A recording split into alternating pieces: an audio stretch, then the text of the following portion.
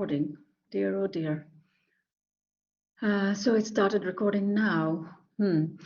So foreign direct investment, advantages and disadvantages.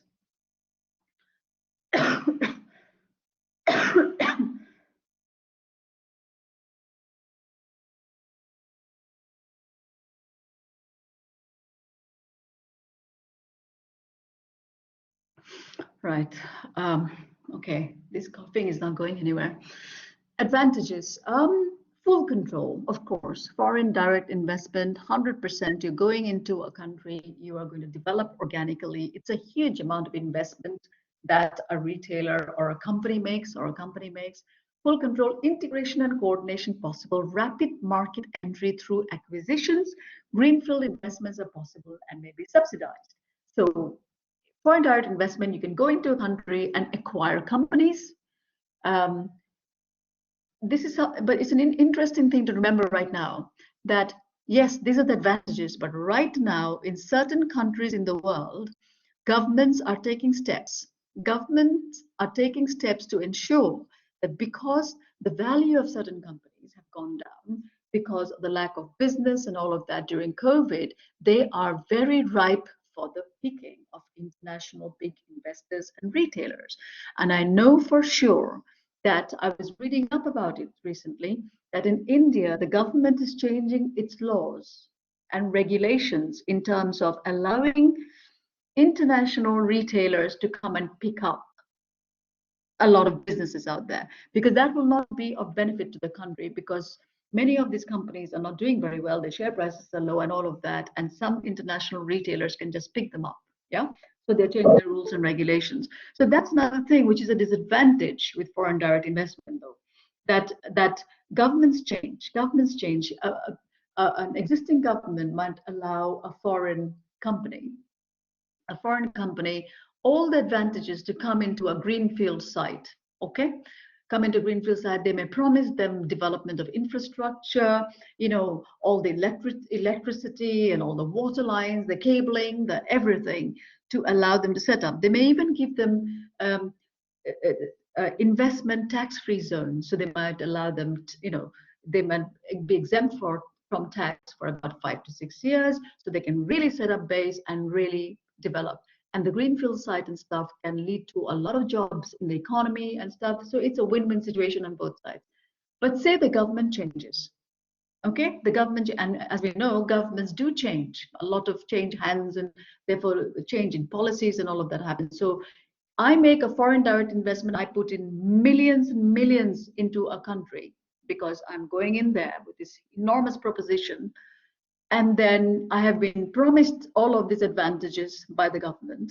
Government changes and those are taken back. Then what happens? So I have personally seen certain, not seen necessarily, but experienced through others and through the news and all of that, how this has happened in certain countries without naming countries. Okay, so substantial investment and commitment is made by the company, and then things go to pot. Acquisitions may create integration coordination issues. Greenfield investments are time consuming and unpredictable. Yeah, the unpredictability is a huge factor. High cost and high risk. High cost and high risk, but also if they can somehow ride all of that, the high cost and the high risk, then the profit is also quite significant. And that is why very well heeled, very, very well pocketed, very good coffered retailers and companies can go international.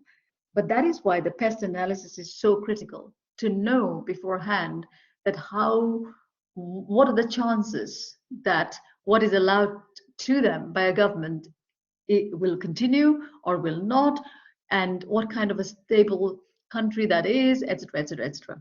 Okay, so there are certain countries you will go even if the government changes, because you know that the standard rule or what the government will want cannot significantly change if, for instance, the foreign company is bringing in a lot of jobs, growth, and all of that. So it's an interesting one. FDI is a very interesting way of entering a foreign market. This I can just give an example in terms of India. Single brand foreign retailers limited to JVs. with 51% ownership, but now relaxed. Now the market has changed quite significantly in India, and multi-brand retailers are being allowed entry, single brand retailers are being allowed entry, and that is why you find over the last few years M&S, H&M, and all of those Zara's and others in the market now. Okay, restrictions eased in 2018 to allow 100% FDI in single brand retail. However, right now, since COVID, certain things are changing and some restrictions are coming up, and some entries into the market are not being allowed to be automatic. Before it could be automatic, you could enter the market. Now they will need agreement by the government to say yes you can, or no you can't, or even if you can, this is the percentage or whatever. Okay, so these are the things that change. And right now, if you guys are interested, it might be something that you want to look into different countries, look into different markets, and see what they're doing with foreign, with foreign investment in terms of retail, in terms of companies that manufacture and stuff like that. I have quite a few videos here which you might like to see, but the videos, yeah, if you want to have a look, but there'll be even newer ones out there. So what are the factors affecting success? So I have a few questions here. Why does internationalization work for some retailers but not for others? What are the key factors that determine whether the venture will be successful or not? Are particular types of retailers likely to be more successful? What are the main obstacles to success? So what we will do is we will answer each of these questions in turn, okay? So factors affecting success. Now, a critical thing, an absolutely critical thing is for a retailer, say a retailer from the UK, okay? A home UK-based retailer, like say Morrisons. It wants to enter into a foreign market, whatever. They must never forget the home market of the UK. Never disregard the home market, because that is where your stability is, right? That is where your main profit is. That is where, your home is. So it's like charity begins at home kind of thing. You have to be careful about your home market. Never disregard it, never take it for granted, never be complacent about it while you're entering into a foreign market. So this is one of the critical factors, success factors, home market. Stay mindful of your home market. Now, next is timing is critical. You may want to enter a market because you think, the facilitating factors are great, or I'm over here and it's kind of a saturated market, it's on decline, so I will go into the foreign market. And the foreign market looks to be quite all right in terms of legal, the legalities of entering the market, the government, and all of that. However, the timing may not be right. The timing of when you're entering the market. Carrefour, for instance, failed in different countries. This is the French one, the French supermarket. Failed in different countries. Why? Because the markets were not ready for hypermarkets. In fact, from my own personal experience, because I travel a lot, well, not at the moment, and not the last 2 years, but for instance, India, I used to go twice a year, every year, right? And I observe, because retail is always hanging around my head. Metro, which is a German retailer, started in Düsseldorf. They found it quite hard to break into that market because the market wasn't ready for hypermarkets, cash and carry markets like Metro. But now, slowly but surely, it's positioning itself, and it's getting people come into those stores and do the shopping. So it's important. It is very important. You may have the economies of scale. You may have a very deep pocket. The market apparently might seem to be quite ready, but if the market is not ready for your format, then you will be failing. So that's happened there. A realistic plan, sufficient capital, management expertise, logistical support, a whole host of different things. Now, when Walmart went into India, it stayed. It stuck to its operation. It carried on for a long time, but it took Walmart 15 years to break even in China. Finally broke even in 2010. It took them that long to break even. So the plan, so in terms of being realistic, in terms of the timing, in terms of understanding, the market, the culture is critical for succeeding in international retailing. Importance of buying what you can sell. Very important.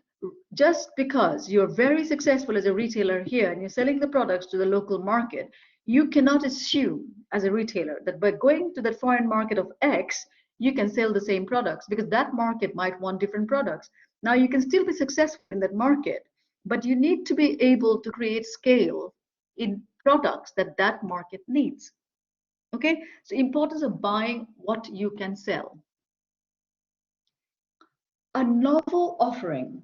A novel offering is again another very, very significant factor, that you enter a market and the market actually has the demand. Okay, it is providing products or retail format not already present in the market. If you think about here, the UK, the discounters were not present in the market some years ago. Okay, Aldi came into the market, Lidl came in the market. They came in the market with a business format of no frills shopping, selling just 2,000 lines, small stores set up in places which are kind of not the best locations, if you like, you know, and they were attracting population which might have felt, ooh, Tesco, Morrison, Sainsbury's are charging me too much. Actually, Aldi and Lidl are doing well. They're giving me products which I need, and I am spending much less. It was a novel offering for the UK market. And it's not just the UK market. When Aldi went into America, United States, it had a novel offering for that market. Though, think about it, though Walmart is one of the cheapest, right? In terms of and they have these huge stores, lots of products, they're cheapest, they feel they're doing a great service to society. However, Aldi now has got itself entrenched into the market because it was providing a novel offering. So you want to go into a new market, take something that the market does not have. However, in that, again, it is important to remember the market may not have that, but the market may not want the novel offering you have. So your novel offering should be something that your research, your analysis of all the different things of the market, the social, the economic, all of those aspects, yeah, of the market, to know that that offering that you have would be acceptable to that market. A receptive market. A receptive market is a market that where the consumers are ready. Consumers are ready for your products and services. Okay, it has unserved latent demand. So again, novel offering and products and services that the market is ready and want to have but do not have, and you may have actually the first mover advantage. A supportive government is something quite critical too, with no major obstacles to FDI, planning permission, labor relations, and importing goods. A supportive government is critical. A government that seems stable is important. Countries that don't seem to be, what should I say, do not have issues, like say you have some situations in the Middle East, for instance, where even if it seems kind of, superficially all right, things can go terribly wrong, terribly fast. So a supportive government, stability in a region, what you call currencies, pretty much strong currencies, which do not look like they will, go through some terrible situation like has happened in the past in Malaysian currencies or currencies where, for instance, in Russia, the ruble has gone, as you know, it's gone down terribly because kind of expected, and all that sort of stuff. So it's important. A sound infrastructure is critical to cater for transport, energy, telecoms, all of the different aspects. And of course, skilled labor needs.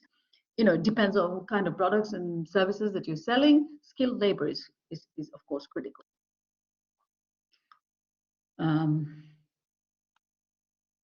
Right. So what are the factors affecting success then? Will the internationalizing retailer have a competitive advantage? Broad-based cost leadership. Excuse me. That, of course, you need to have a competitive advantage, whether it's economies of scale, whether it's whatever it is, like Walmart, right? It has one-stop hypermarkets, tremendous base of capital, or if it's an IKEA category killers like IKEA generating economies of scale. And they also do products and stuff that are pretty much, I mean, if you think of IKEA's designs and things, it's kind of global in terms of the interest that is there for IKEAs and stuff. So there's broad-based cost leadership, and also in terms of product base, Walmart and stuff will of course sell products that are required by the market. It's not like Walmart will sell exactly what it sells in America in China. It won't. So focused, but they have cost leadership, focused cost leadership in terms of hard discounters, Aldi and others. Okay. Broad-based differentiation could also be helpful for retailers if they want to internationalize, because they have, like department stores, emphasizing service and quality, such as John Lewis and others. Focus differentiation, you find Sunglass Hut in lots of different places, lots of different countries. They have a niche. They have a focused differentiation. When somebody wants you're abroad or something, you want to buy a pair of sunglasses for some reason because you've forgotten yours or whatever, you just won't go into any kind of, maybe you won't go into local, whatever. You may go into a Sunglass Hut because they will have all the latest designs and all the different brands, and you want to go there.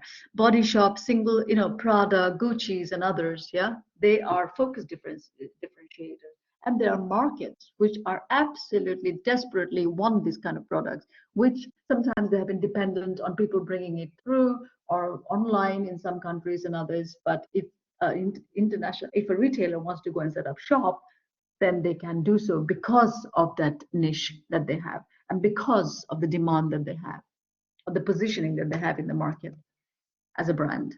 And I've just given you example here in terms of one-stop shops and category killers, right? In terms of international examples of this is Walmart, Carrefour hypermarket, Super Target, Tesco Extras. Those are the ones. In terms of category killers that we have are PetSmart, Best Buy, which failed here in the UK, really, Toys R Us, which has failed here in the UK, and Borders, which has also failed here in the UK. As you know, many of you might have experienced Borders in the past. I used to like to go to Borders, and they used to have a Starbucks, so I used to like to go to Borders, go to Starbucks, take a coffee, browse through the books, buy books and stuff. But somehow, yeah, they kind of left. So it's interesting to see how retailers, start in a country, or big companies are, they start in their home country, then they kind of venture abroad. But why don't they succeed abroad is the question. And what are the factors that are affecting their success? I had a few videos for you. Now this, if you were kind of not doing it on Collaborate, which I had to do even while in the lecture room, I would be kind of showing you these videos, but have a look at them sometimes. Why Walmart is failing in Japan? Why Home Depot failed in China? Why Tesco failed in the United States? Why Best Buy failed in the UK? Lessons from failure. Many of you actually might end up working in companies with international collaborations or international operations. And you might even, if you do, please do link. Anyway, you can link in with me through LinkedIn. But I'd be interested to know. I'd be really interested to know if you kind of work for such things. Now, very quickly, case study of Zara, an international fast fashion. I am certain all of you know Zara, perhaps even buy from Zara. Now that it didn't start that long ago, actually, only in 1975 in La Coruña in Spain. And this guy has created this enormous empire that all over the world people know about. Now operates in a vast number of countries, directly owns most stores, but uses JVs in some smaller or culturally different countries. And we know that deliveries arrive in stores twice weekly and always contain new styles. And you cannot, if you don't buy what you see today, you may not get it in a few days if it's very popular. And if you expect to go in a month's time to find it again, you won't, because things don't come back. They get new designs all the time. Order to delivery time on average of 24 hours for European stores. I still can't get my head around how you can have from order to delivery time 24 hours for European stores. no more than 48 hours for American and Asian stores. It is just phenomenal operation. I mean, it is beyond me. I cannot understand even, unless one day I was invited, or I asked to be invited by Zara and go and have a look at the operation from start to finish of a particular product, or how it works, because it is just, yeah, phenomenal is the only word I can think about. Now, drivers for internationalization of Zara. Why did Zara, I mean, why did it go out of Spain? Now, in the past, I've talked about push factors, facilitators, and pull factors. Now, I'm also going to add inhibitors. What are the inhibitors? Yeah. So, push factors. What are the push factors? Saturation. The market, they couldn't do any more with the market in Spain. Low growth opportunities in Spain, changes in consumer behavior, but mostly saturation and low growth opportunities. Yeah. And they could expand. They wanted to expand. They had the vision. Remember, entrepreneurial vision. This is a guy who started the store in 1975 and is still going strong. May he go, keeps growing strong and staying strong for a very long time, for that matter. Facilitators, international status, learning process, spreading cost and risk. Of course, spreading cost and risk, and the fact, actually, if you think about fashion, and if you look at people from all over the world, fashion seems to be kind of a global thing now, isn't it? Apart from certain things which may be culturally, people of only certain culture or certain whatever will wear, the rest is just international. Everybody is wearing more or less the same kind of clothes, maybe of different values and brands and all of that, but they all seem to be much of a muchness, really, in some ways. What are the inhibitors for Zara? Administrative barriers, of course, geographic distance, low economic development in certain countries. So, perhaps they're not really ready for the price of Zara products. Different seasonality, of course. When Zara is selling in Spain summer clothes, somewhere else it may be winter. So that can also, affect culture, but that can affect many other retailers too. Cultural distance, lack of experience, risk perception. Yes, a whole lot of factors can be inhibitors. Now, these inhibitors can work for many other retailers who are going international as well. Pull factors. What are the pull factors for Zara when it moved out of Spain? Spain joined the EU. Yeah, therefore that facilitates your production, your selling, all of that. Economies of scale, globalization, abolition of economic barriers, cultural affinities, information technologies, all of that. You see, it's something like what we had. We were part of the EU. Great Britain was part of EU. Now we're no longer part of EU. We're a small little island. Now everything that is done here to sell to EU needs a whole lot of hoops to go through to sell the stuff. You see, so when you are part of a bloc, obviously your economies, your ease of business, all of that increases. So for Zara, Spain joining the EU was a big pull factor and helpful factor for it to spread fast. Rapid global growth of top 3 fast fashion retailers we find here. I don't know how many of you like Uniqlo. Do you buy products of Uniqlo? If you do, I would like to see why you like Uniqlo in the chat. You can just say why, for instance, would be very interesting to know. Zara, as you can see here, growth, look at this, it's just like rise on a steep rise. Uniqlo also doing very well. H&M also does very well. And many of you, I think, like H&M and Uniqlo quite a bit. Zara,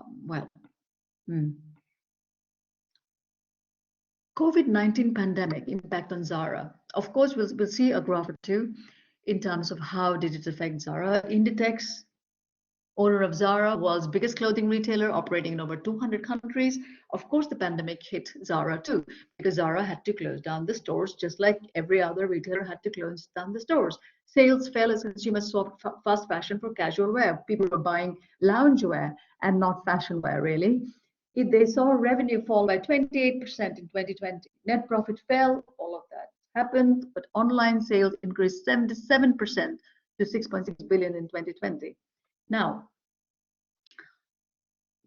many of you might know, many of you may not know, that all of these brands here, mentioned here, like Pull & Bear, I'm sure many of you like Pull & Bear, Massimo Dutti, Bershka, Stradivarius, Oysho, Zara Home, all of the Zara Home, well, the very name, Oysho and others are all brands of Zara.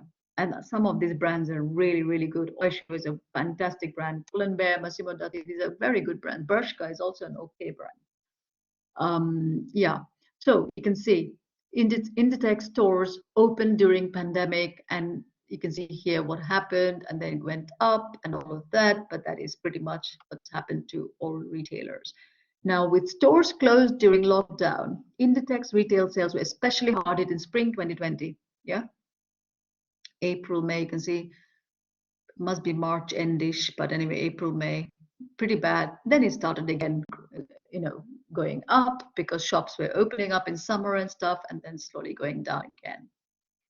And of course, in many other countries at different times, it also was affected. However, it's interesting to note, okay, that Zara's profitability now, it suffered during the pandemic. Its online sales went up significantly. Stores had to be closed. So obviously brick and mortar stores did not do as good business as it did before. But right now, Zara's profitability has returned to pre-pandemic levels. Okay, its business is going full swing. Its designs are coming out, rapidly, and its business is doing very well and very strong. However, it's an interesting thing I read today, actually, this morning for that matter. Where was it? I read this, that Zara is now deciding to charge people to return clothes. Okay, where was it I read today? I think it was today I read it. Just 1 second. Give me 1 second. And yes. Let me just tell you this. I don't know if you guys have bought recently from Zara. It says Zara starts. Yeah, it came out on the 12th of May. What is today? 13th. This news was yesterday's news. Zara starts charging customers for online returns. So guys, be careful if you're buying from Zara. Make sure you're keeping the product. Zara has started charging shoppers who return items purchased online. So not for brick and mortar stores. If you buy something online, the fashion giant has implemented a fee for customers to return clothing items with the cost subtracted from their total refund. Ooh. Shoppers who return online items to Zara stores can continue to do so free of charge. Okay, so if you take it back to the store, no problem. But if you return it by post, you're going to be paying. Okay, so that's an interesting one, isn't it? It'll be interesting to see how many other retailers follow suit. I don't think many retailers have the power, position, market power and position to follow suit. But it's an interesting place, thing to watch. So a few questions for you to think about just yourself, because you might think, who presents the greatest competitive challenge to Zara? What are the key lessons from Zara's success in international retailing and all that sort of questions, really? And I've got a few more articles and stuff that you may want to read, but I suppose you may not want to read because of the fact that you don't have to do it for your coursework and stuff. So again, I'm back here on the video, and my apologies for all the little bits of coughing that I have had over the last few lectures, actually.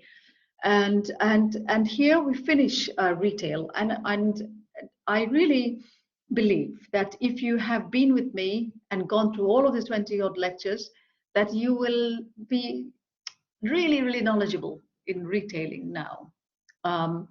You've done from what is retailing to every aspect of retailing we have covered over the lectures. What haven't we covered in retail? Everything. So I would hope that you have developed, those of you who did not have interest, some of you have come to retailing because you're interested in retailing. Those of you who haven't had that interest actually have developed that interest, because this is a sector which is dynamic. Things are happening all the time, and you might do very well with a master's degree and with the understanding of retail. The fact that you've opened up, hypothetical store, you know how retail operations work, you know how to judge the environment, you have read about and understood about visual merchandising as such. You know, what haven't you kind of covered with me? You've covered everything: pricing, micro marketing, everything. Operations, the 5 S's of retail operations, staffing, all of that. So I wish you all the best, and I will send a feedback form. If you could fill it for me, I'd be greatly what? I'd be very happy. I'd appreciate that. And I'm really looking forward to you guys submitting your individual assignment. And I wish you all the very, very best in all your assignments and for semester 3. And Asik, what a good question. I will send you the QR code in an email after this. Okay? And so thank you very much. And thank you for attending the lectures. And I wish you all the best. Thank you to all of you.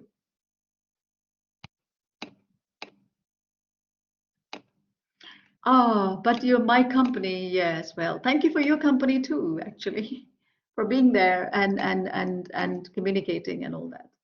Thank you very much, guys. I shall switch off the recording now. Okay.